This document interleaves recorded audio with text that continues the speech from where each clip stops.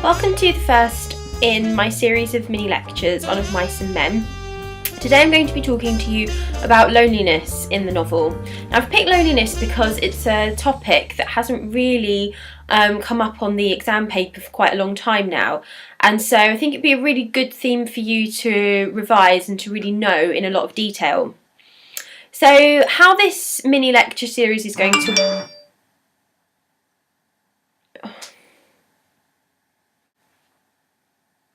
Right, I'm back and my phone's on silent, so sorry about that. I suppose I could edit it out, couldn't I?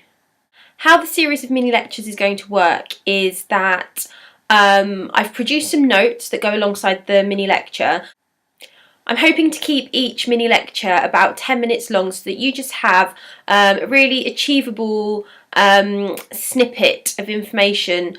And what you can do, I've created a Showbie page and it's called Year 11 Revision. The code for the Showbie page is VNHJN. So go and join the Showbie page, and all the notes that match the mini lecture will be on Showbie. So what you could do is either pause the video now, go and print off or download the notes, or you could just watch the video, read the notes later. I think it'd be a really good idea to have the notes with you so that you can highlight or just underline or just read along if you've got them on your iPad, so that you're kind of reinforcing the information that I'm saying. Now, in 10 minutes, I'm not going to be able to tell you everything there is to know about loneliness and Of Mice and Men. You need to make sure that you go back to the books, your exercise books from Year 10 and the work that you've been doing already in Year 11 on Of Mice and Men, and that you're doing your own revision alongside this. So perhaps if I say something about Crooks or Curly's wife that you think is interesting, or you sort of think, oh, I should probably look into that a bit more, go and do it. That's what you've got to do. You've got to start taking responsibility for your own revision. So really, these mini lectures are giving you the basics, the foundations, and it's then up to you to go and explore these ideas further if you really, really want to get that C, B, A, or even A star, which I know some of you are aiming for. So as I said, loneliness is a major theme in the novel, and it hasn't been on the exam paper for a while now, and so there's every possibility that it could come up. Obviously, don't not revise all the other themes and all the other characters and pin all your hopes on loneliness, because it doesn't really work like that. But there is a good chance that it could come up, so it's definitely worth making sure you know it. Now, Steinbeck makes loneliness such a central part of the novel because loneliness is something that everybody and every character in the novel kind of has the possibility of feeling at some point in their lives. I mean, you could say that George isn't lonely until he shoots Lenny, and then, you know, he has to, obviously we don't see it because the novel ends, but he would then have to get used to a life without Lenny, who's been with him forever. So even the characters that you think, well, perhaps they're not that lonely, there's still the possibility of them feeling lonely. Loneliness is a really kind of realistic emotion and feeling. The American 30s made it much more likely for people to feel lonely, and this is exactly what we see in Of Mice and Men. The Great Depression had left people with very little, and the life of a migrant farm worker was a very lonely one. I mean, for George and Lenny to be travelling around together, that was really unusual, and it's commented on by Slim and the boss, and characters often say to them, oh, you know, how long have you been travelling around together? And the boss is really suspicious. He says to George, oh, you know, what stake have you got in this guy? And so they're faced with this constant suspicion and, I guess, kind of inquisitiveness, because it was so unusual. The fact that the men move from ranch to ranch, you know, migrant workers move from ranch to ranch, meant that there was never any opportunity for them to have a secure life, and so this made the American dream so much more significant to those kind of men, because this was their hope, this was their thing to hold on to, that that they could have a life where they provide for themselves, or where they live off the fat of the land. They needed this. They needed the hope that there was a better life out there. Steinbeck liked to write about what was real, and he liked to depict real people. And it could be suggested that this is why you don't get a happy ending, you get a realistic ending. We don't see any of the characters cure their loneliness. In fact, we see the opposite. We see George become more lonely at the end of the novel because he shot Lenny, his friend, who has been with him for so long. So I'm going to talk you through some of the characters that kind of feature within the theme of loneliness.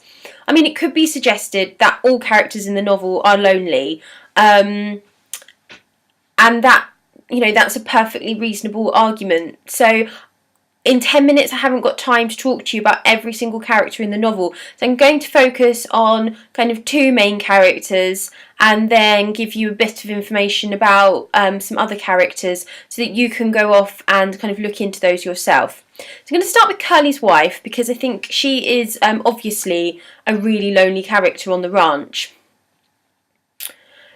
She is the only woman on the ranch, and this in itself creates a lonely life. She's not welcomed by the men on the ranch. They think she's a tart and that she is going to cause trouble.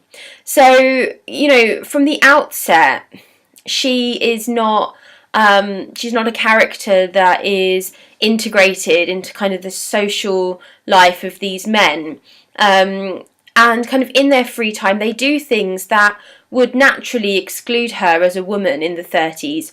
They do things like they play horseshoes, or they go into town and they go to the cat house.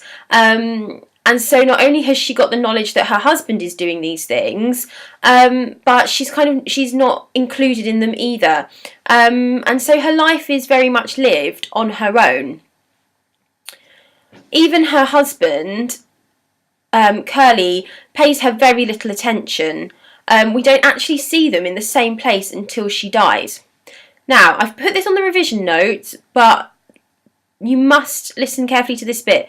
In the film, which I know you've all seen, there is a scene where Curly and Curly's wife are in, I think it's the bunkhouse or the stable, and he says to her, get back to the house, and he goes, shut up, and she's like, you can't tell me what to do, and that doesn't happen in the novel. They are not seen in the novel together in the same place until she is dead. And that's really, really significant because she has spent so long longing for attention and longing for someone to kind of talk to her, that the irony is that when she is dead, that's when she's surrounded by the men on the ranch. That's when her husband's actually in the same place as her. And you'll notice throughout the novel, they're constantly looking for each other. He's always saying, has anyone seen my wife? She's saying, I'm looking for Curly. They're constantly in search for each other. Curly's wife's existence is centred around her desperate need for attention, which she eventually finds with Lenny. And there's a tragedy in that, isn't there? In that, it's Lenny that is prepared to sit and talk to her, and she talks to him. He's not entirely listening. He's really focused on the fact that he's just killed his puppy. But she just makes the most of having someone who doesn't run away with Lenny. And this is ultimately her downfall, that her desire for attention, and I think the phrase that Steinbeck uses when she's dead is that the ache for attention had gone from her face. And it is this ache we see with her, that she's kind of, by marrying Curly, she's signed up to this life where she is alone, essentially. Page 98, it says, or Curly's wife says, I never get to talk to nobody, I get awful lonely. So she actually says this herself, and So if you hadn't kind of picked up on it from the way that she behaves and the way that she acts, page 98, it's really, really obvious. So the next character that I'm going to talk about is Crooks. Now, Crooks' loneliness comes from two main things. There's firstly the fact that he is a black man, and secondly there's the fact that he is disabled. We've seen examples of how, first of all, people in the American 30s treated black people. You know, Crooks is literally segregated, and we've also seen kind of, or we've had suggestions as to how people who get old or are disabled are treated differently. When Slim and George kind of realise that Lenny has killed Curly's wife, Slim says, they'll put him in a cage, they'll tie him down. And kind of that's the treatment that people that were different would have been getting. And so we know that this world at this time wasn't really kind of an accepting world for people that were old or disabled. And so for Crooks, who is black and disabled, obviously this is a combination of two things that really create a lonely life for him. The fact that he sleeps in a separate room makes his loneliness really visual, that you can see that he has been segregated, and so he's kind of physically kept away from the other men. He doesn't really have the opportunity to have company, even if he wanted it. Page 75 to 94 is the section of the text where Crooks is alone in his room and Lenny comes in, closely followed by Candy, and then eventually Curly's wife comes in and kind of ruins everything. It's in this section that we see Crooks relax a little bit more, and there's a glimmer of hope for him that maybe his life isn't going to be this lonely life that he had resigned it to be when he hears Lenny and Candy talking about the farm. He says to them, "I never seen a guy really do it. I seen guys nearly crazy with loneliness for land. If you guys would want a hand to work for nothing." And so there is a part of him that starts thinking, well, I could become a part of this. If they're getting this farm, if they're actually going to do it, I could be a part of that. But it's really quite significant that as he's saying this to them, Curly's wife walks in, and it's Curly's wife that reminds him of his place in society. And when Crooks dares to kind of stand up to her, it's Curly's wife that puts him back in his place, and she says, you know what I could do to you, you know, and she kind of threatens him, and we see him physically shrinking back into himself, because there's this realisation for him that this is it, this is how life is for me. At the end of that chapter, Crooks tells Candy not to worry. He says, you know, just forget it, and Candy says, oh well, if that's how you feel. And so Crooks is kind of the one that has always had to observe rather than take part. And so we know that he is observed. So many men think that they can have this dream, and he's seen so many men fail. And although he gets caught up in it just for a moment in this chapter, he realises that this isn't going to happen for him. And there's probably a large part of him that realises this isn't going to happen for any of the men. So the last characters I'm going to talk about are George and Lenny. On the surface, they are the least lonely men on the ranch. They have each other, they travel around together, and so, especially for Lenny, the concept of loneliness doesn't really enter his consciousness. You know, he's always had George. George takes care of him. And so for Lenny, as long as he's got his friend, that's all that matters. It's slightly different for George. George has always had to be the responsible one. George has always had to get them out of trouble, make sure that they've got somewhere else to work. And so life for George, really, although he's got Lenny, still has an element of loneliness because he's alone in that responsibility. And so that's something that if you were asked to explore loneliness, you could look at that's perhaps not quite as obvious as some of the characters like Curly's wife and Crooks. George is much more aware of the loneliness that exists in this world that they live in. And his stories to Lenny about their dream farm often start, "Guys like us are the loneliest guys in the world." And it's Lenny that cuts in and finishes and says, "But not us, because I've got you and you've got me." And so Lenny's always focusing on that fact that they have each other, whereas George is really aware of kind of the reality of the situation in the 30s and in America.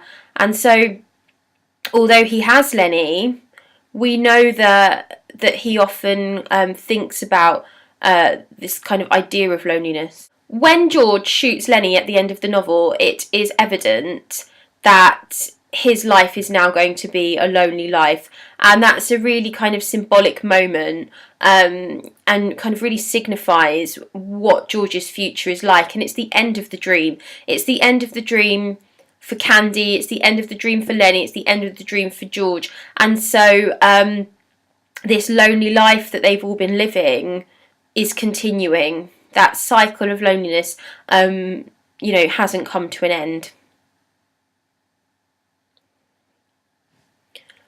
So obviously I have talked about kind of three main characters.